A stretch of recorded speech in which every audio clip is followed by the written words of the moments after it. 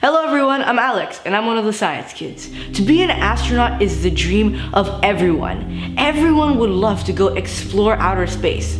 But little did you know that there is an entirely unexplored universe on our very own planet.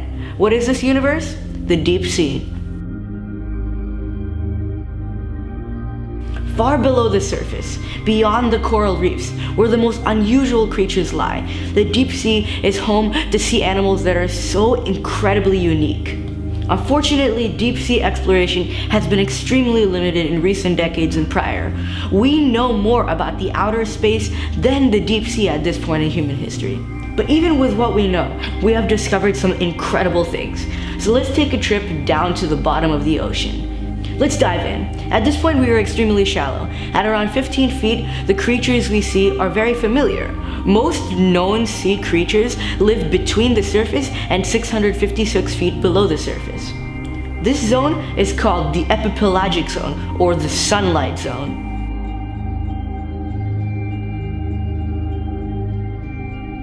Some of the creatures that live here include sharks, rays, sea turtles, corals, and earless seals. These are all animals that we're familiar with. The creatures in the sunlight zone are what we all think when we think about the ocean. But let's dive deeper. Let's go below 656 feet. Below 656 feet, we enter the mesopelagic or twilight zone, and this is where things start to get interesting.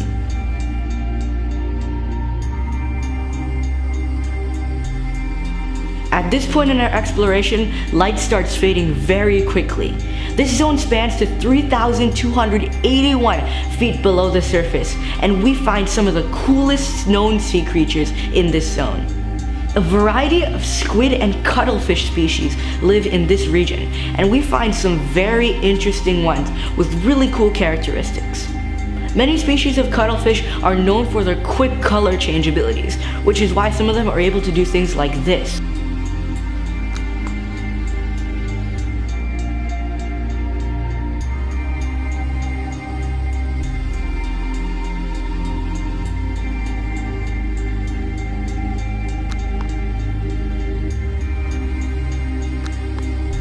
Squid come in a variety of different forms in the twilight zone. An example of a squid species that is extremely unique is the firefly squid. The firefly squid is known for its ability to emit light from its organs. These species of squid scare away their predators by just simply emitting light because their predators aren't as used to light in the dark twilight zone. Another example of an incredibly unique squid species is the giant squid, which I have an entire video on. Link is in the description if you want to explore it.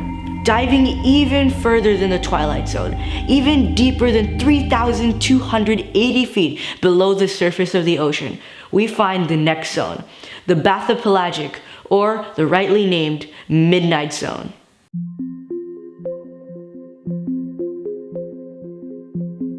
At this point, it's even darker than the twilight zone, and between 3,280 and 12,120 feet below the surface, the creatures we find are even more unusual. Here, in the midnight zone, we find some incredible species. Some more unique species of squid, like the vampire squid, dwells here. Another incredible creature that lives in the midnight zone is the sperm whale. Yes, you heard me right. A whale dwells over 6,000 feet below the ocean surface. Sperm whales also have lungs that can contract to 1/4 of their maximum size, which allows them to breathe and stay below the surface for well over an hour. The craziest part about sperm whales? They feed on giant squids. Another group of species that we find in the midnight zone are crustaceans. Some crustaceans that we find here are amphipods, which use transparency as a form of camouflage. Even further than the midnight zone, over 12,000 feet below the surface, we find the abyssopelagic zone, or simply the abyss.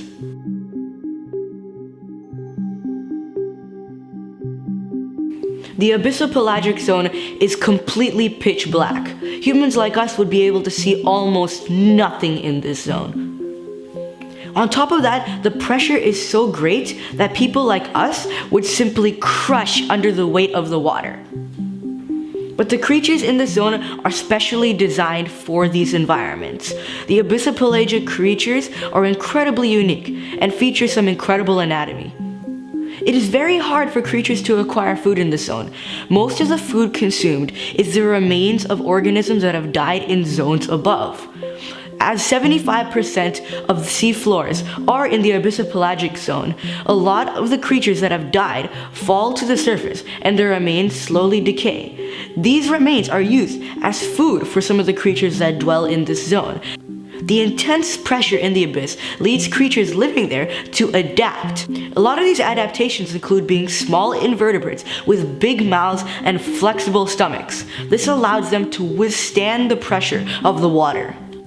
Due to the darkness of the abyss, many of these creatures are bioluminescent. They have to produce their own light.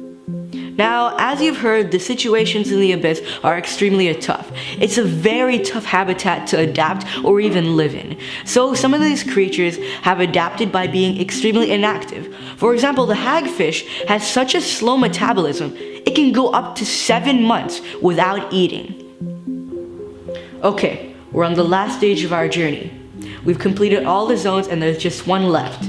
Between 20,000 and 36,000 feet below the surface of the ocean, we enter the hadopelagic zone, aka the trenches.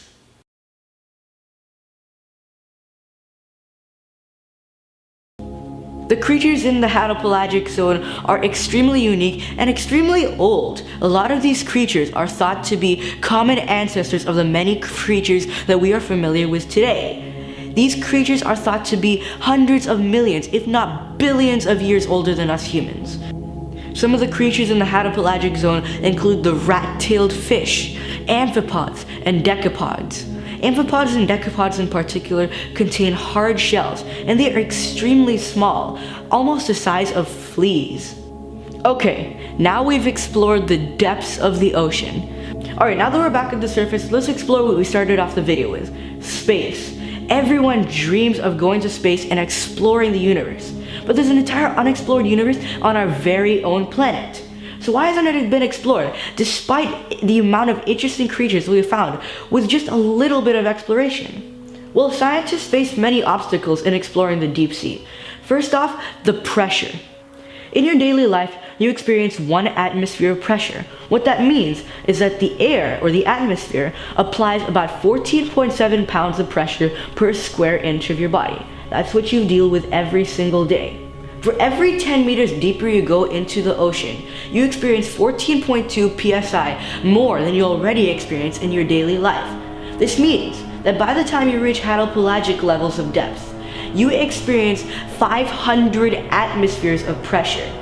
We'll be crushed way before even the abyssal zone. On top of the pressure, the temperatures can go extremely low. At the top of the abyssal zone, temperatures can go down to as far as 4 degrees Celsius. It's even colder in the hadopelagic zone, so these restrictions have prevented us from exploring the deep sea. But technology is expanding, and we've found new ways to explore the deep sea. And with that, we thank you for watching this video, and we hope you enjoyed it. Stay tuned for our next few videos. Don't forget to check out our website and our social media pages in the description. And as always, science is everywhere and in everything. Bye!